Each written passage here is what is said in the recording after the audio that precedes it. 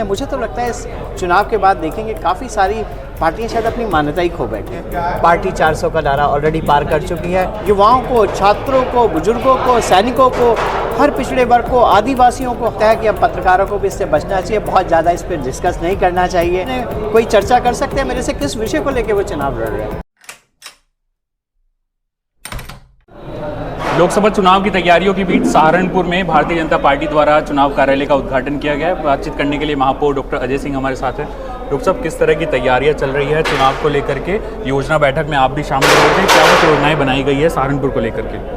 Bharatiya Janata party हमेशा से ही हर व्यक्ति के लिए लोकतांत्रिक व्यवस्था के जो पवित्रता है उसको बरकरार रखते हैं, दिन भर काम करती है, 24/7 365 काम करती है। इसी तरह से संगठन के निर्देश थे कि हर लोकसभा क्षेत्र में कार्यालयों को खोला जाए और कुछ कार्यालयों की जो व्यवस्था है उसका निर्माण किया जाए। इसी क्रम में आज सहारनपुर लोकसभा का कार्यालय का विधिवत पूजन के साथ शुभारंभ हुआ है।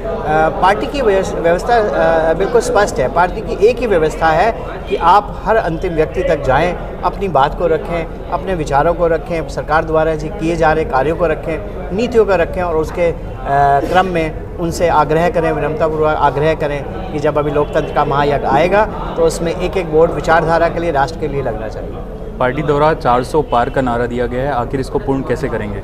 ये तो पूर्ण करना तो अलग विषय है। जिस तरह की आप पूरे देश में माहौल देख रहे हैं, जिस तरह लोगों में विश्वास देख रहे हैं, जिस तरह लोगों में उत्साह देख रहे हैं, पार्टी 400 का नारा ऑलरेडी पार कर चुकी है।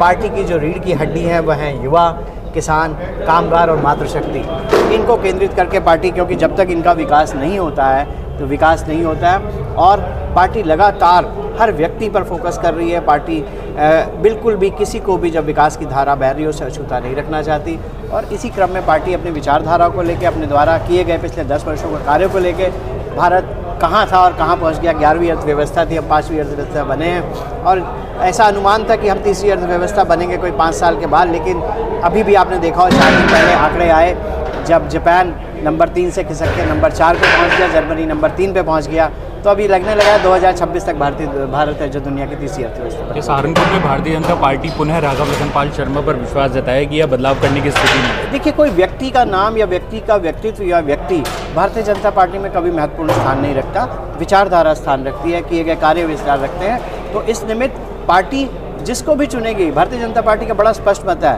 कि हमारा प्रत्याशी कौन है, हमारा प्रत्याशी कमल का फूल है। तो जिसको भी पार्टी चुनेगी उसके लिए सब लोग, संगठन के लोग गौरवान्वित हैं, हर्षित हैं और बहुत ही उत्साह में हैं। इस बार 400 पार। पब्लिक में ज़रूरत होती है कि एक फेस ज़रूर जाए प्रत्याशी का, क्योंकि पब्लिक के मुद्दे सदन में प्रत्याशी उठाएगा।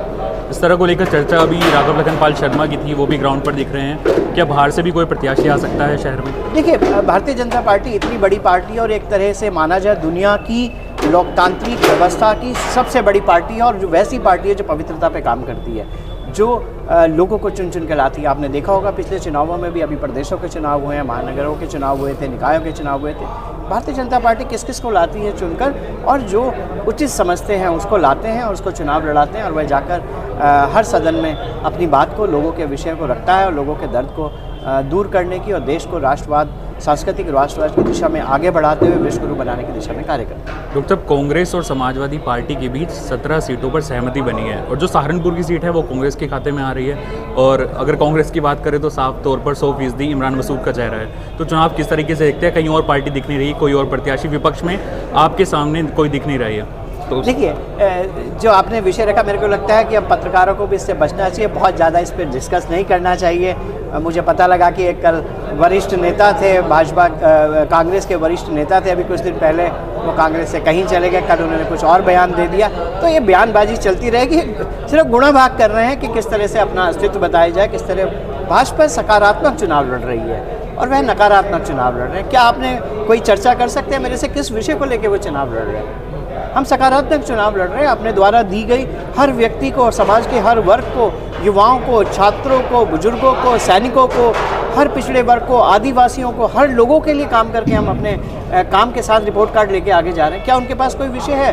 विषय कोई नहीं है, सिर्फ वह गुणा भाग करके अपना अस्तित्व बनाना चाहते हैं। मुझे तो लगता है इस चुनाव के बाद देखेंगे काफ़ी सारी पार्टियां शायद अपनी मान्यता ही खो बैठेगी, मेरे को लगता है ऐसा करके, जिस तरह से मनोभाव लोगों के दिखाई दे रहे हैं। लेकिन ये विपक्ष होना चाहिए, विपक्ष कितना होगा ये विपक्ष की भूमिका वो जाने। हम सकारात्मक चुनाव लड़ रहे हैं और 400 पार है इस बार। चुनाव के नज़दीक आते ही एक चर्चा और है शहर में कि पूर्व मंत्री, पूर्व विधायक, समाजवादी पार्टी के नेता संजय गर्ग भाजपा में आना चाहते हैं। इसको देखते हैं आप, कैसे क्या कहेंगे इस पर? देखिए, जिस तरह का पूरे देश में दौर चल रहा है, ये एक बहुत शुभ लक्षण है कि लोग हमारी विचारधारा को सहर्ष स्वीकार कर रहे हैं और विचारधारा के निमित्त उस विचारधारा में कार्य करने के लिए अपने आप के लिए प्रत्यावेदन करें। बहुत बड़ी संख्या में लोग भारतीय जनता पार्टी की विचारधारा से सहमति करते हुए आ रहे हैं और बहुत वरिष्ठ लोग हैं सब लोग। तो जैसे आप चर्चा कर रहे हैं एक नाम विशेष की, सबका स्वागत है और भाजपा इतना बड़ा परिवार है, वो सबको सहर्ष बाहें फैलाकर अंगीकृत करती है और अपनी विचारधारा के अनुरूप कार्य करने के लिए उसकी भी मदद देती है। सिटी वेब से बातचीत करने के लिए, समय देने के लिए आपको बहुत बहुत धन्यवाद। बहुत धन्यवाद।